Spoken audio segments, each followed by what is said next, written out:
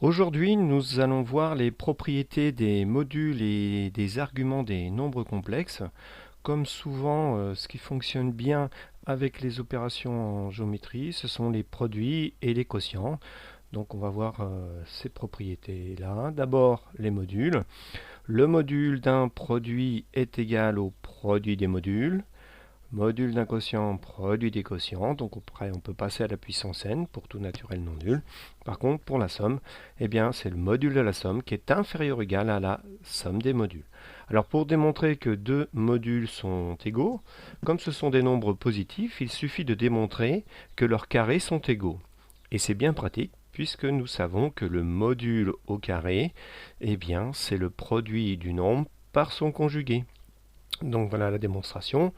Le carré du module, donc c'est le produit des nombres par le conjugué. On a vu en début d'année que le conjugué d'un produit, c'est le produit des conjugués. Et après, il n'y a plus qu'à regrouper les nombres qui vont bien ensemble. Et on a la réponse. Même chose pour la division.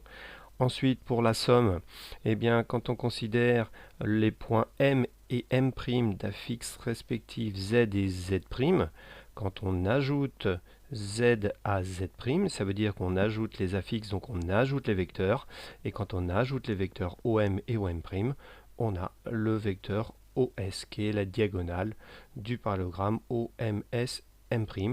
Et ce qui fait bien que le module de Z plus Z' est inférieur au module de Z, donc la longueur OM plus la longueur MS. Sur les arguments, alors là aussi, c'est une propriété qui va fonctionner avec le produit. L'argument d'un produit, c'est la somme des arguments. On pouvait s'en douter, puisque comme on l'a déjà dit en introduction avec les complexes, multiplier par i, c'est faire un quart de tour. Multiplier deux fois par i, c'était faire un quart plus un quart, un demi-tour. Donc l'argument du produit, c'est la somme des arguments, et vous avez les autres propriétés à côté. Alors la démonstration, eh bien, on va écrire z et z' sous forme trigonométrique. On va multiplier donc les deux. Donc on se laisse guider par le développement, donc en appliquant toujours la forme i carré égale moins 1.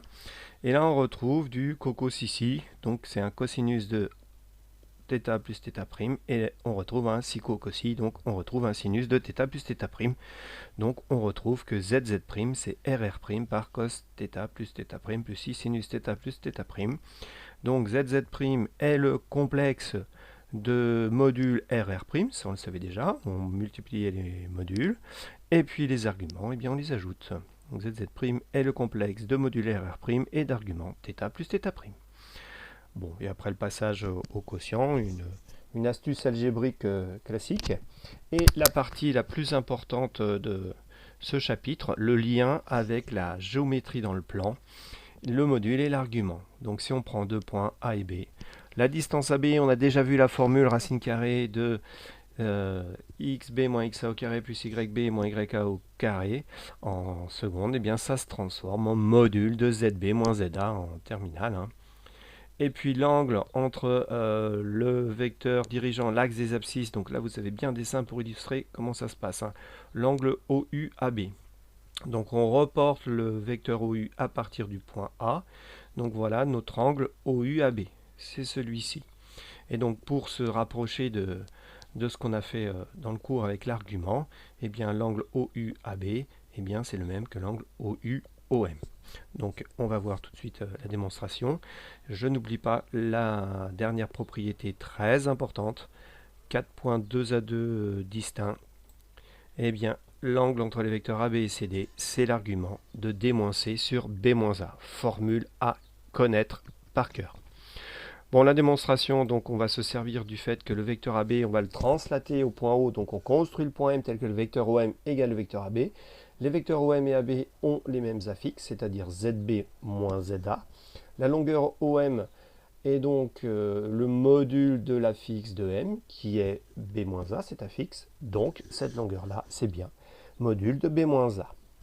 Ensuite, l'angle, eh bien comme je l'ai dit tout à l'heure, l'angle OU AB, c'est le même que l'angle OU-OM, et sachant que M a pour affixe B-A, eh bien, on a la réponse que c'est l'argument de l'affixe du point M, qui est l'affixe du vecteur AB, c'est-à-dire ZB moins ZA. donc à connaître. Alors pour la dernière relation, eh bien on se sert de la version de Chasles sur les angles orientés. L'angle ABCD, c'est l'angle OUCD moins l'angle OUAB.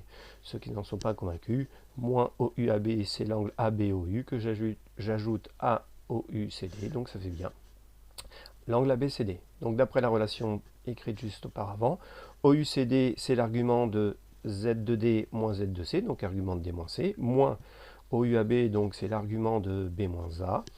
Différence des arguments, quotient des arguments. Donc on a la réponse. Un exemple, soit A, le point d'affixe 2i, l'ensemble des points n tels que module de z-2i égale 3. Module de z-2i, c'est une différence d'affixe, donc c'est une longueur.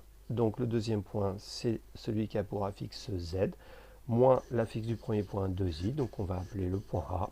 Donc module de z-i égale 3 revient à la distance AM égale 3, c'est-à-dire que M est sur le cercle de centre A et de rayon 3.